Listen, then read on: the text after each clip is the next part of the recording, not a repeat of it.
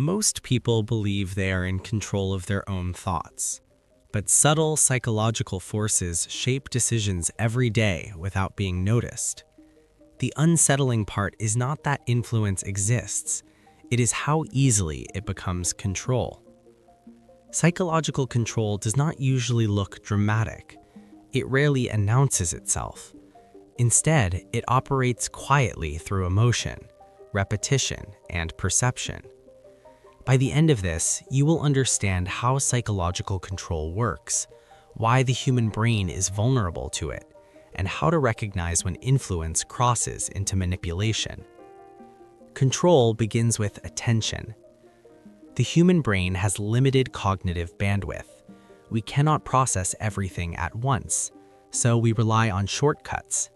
We focus on what feels urgent, emotional, or repeated. Whoever controls attention often controls perception. In advertising, this is obvious.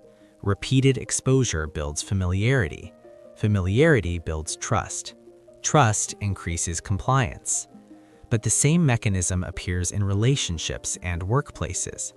If someone constantly directs conversations toward your flaws, you begin to notice them more.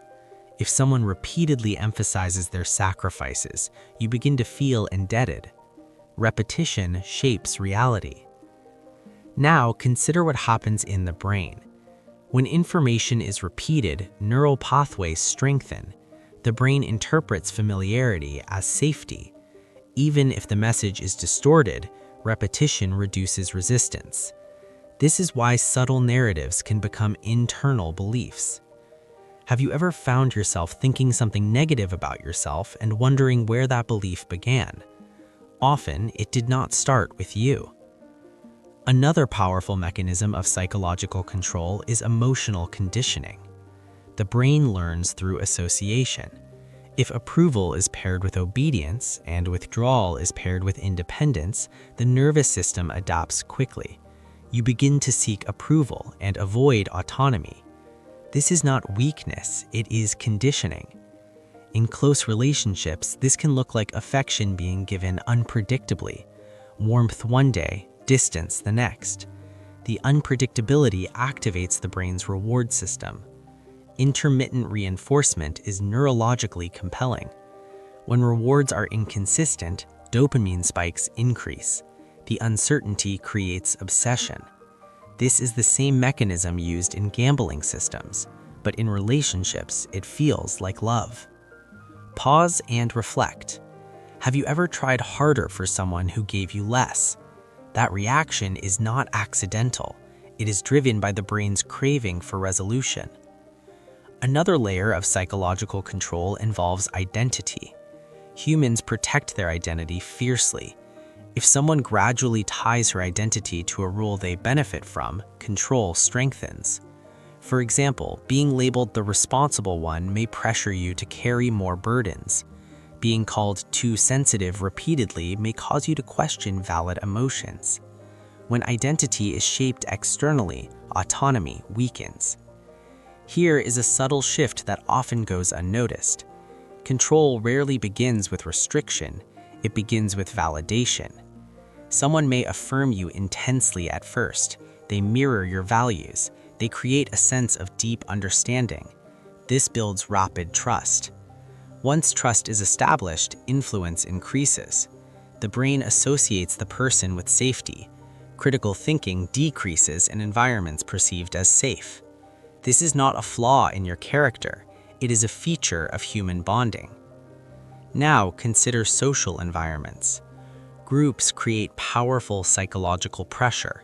The need to belong can override personal judgment. When group norms are strong, dissent feels dangerous. Even mild social disapproval activates threat responses in the brain. This is why sometimes people agree publicly with ideas they privately question. The cost of exclusion feels heavier than the cost of silence. Ask yourself this. Have you ever stayed quiet to avoid tension, even when something felt wrong? That moment reveals how social control operates. Another mechanism is cognitive overload.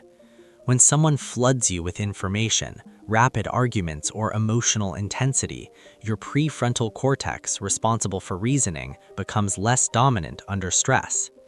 In that state, people become more suggestible. High-pressure sales tactics rely on this. So do certain interpersonal dynamics where conflict escalates quickly, leaving little room to think. Control thrives in confusion. There's also the tactic of reframing reality. If your memory of an event is consistently challenged, you begin to doubt your perception. Over time, self-trust erodes. Once self-trust weakens, external guidance feels necessary. The brain prefers certainty.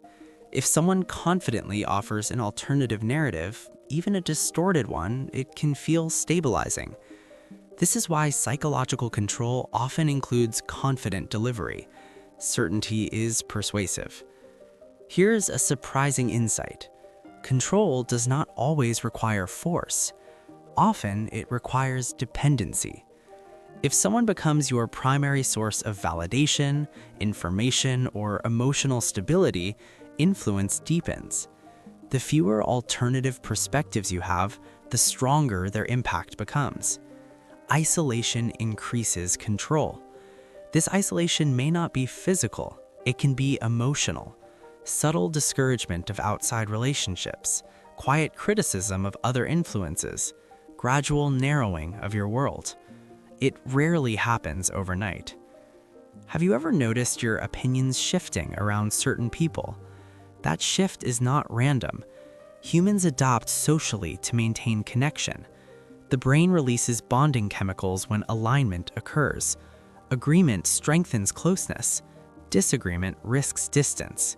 So sometimes alignment becomes automatic. Another powerful driver of control is fear. Fear narrows attention. When the nervous system perceives threat, long-term thinking decreases. Immediate safety becomes the priority. Messages framed around loss, danger, or scarcity are particularly effective. If you believe something essential is at risk, you will comply more easily. This is visible in marketing, politics, and personal relationships. But here is where it becomes darker. When fear is repeatedly activated, the baseline level of anxiety increases. Chronic stress weakens analytical clarity. In that state, strong external direction can feel relieving. It provides structure in chaos. Yet, psychological control is not always intentional or malicious. Sometimes it emerges from insecurity. A leader who fears losing authority may over-direct.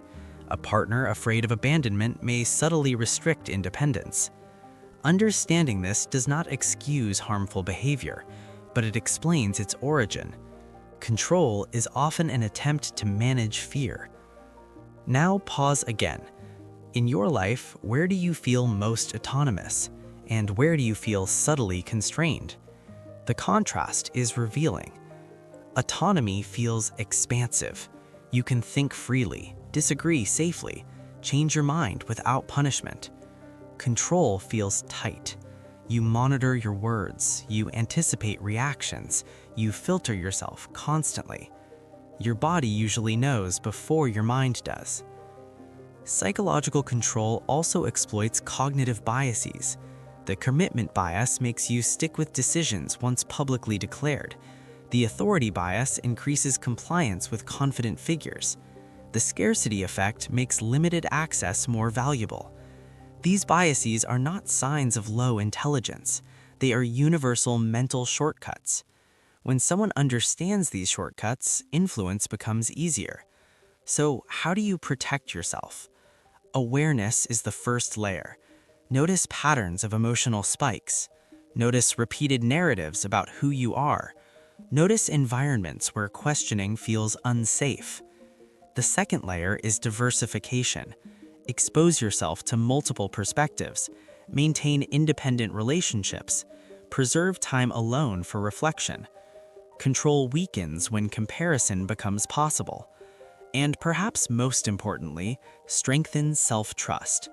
When you consistently validate your own perceptions, manipulation becomes harder to sustain.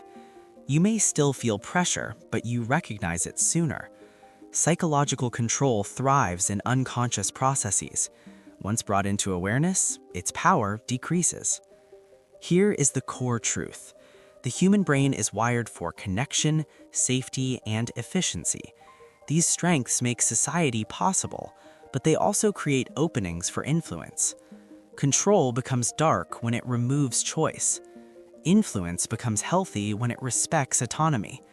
The difference often lies in whether you feel free to disagree without fear. As you move through your relationships, your workplace, and your social environments, observe the dynamics quietly. Notice where influence feels collaborative and where it feels coercive. That awareness alone shifts the balance. If this perspective resonates, reflect on moments when you felt subtly steered rather than supported. Share your observations and continue developing the skill of noticing psychological patterns. When you understand the mechanisms of control, you reclaim the space to choose.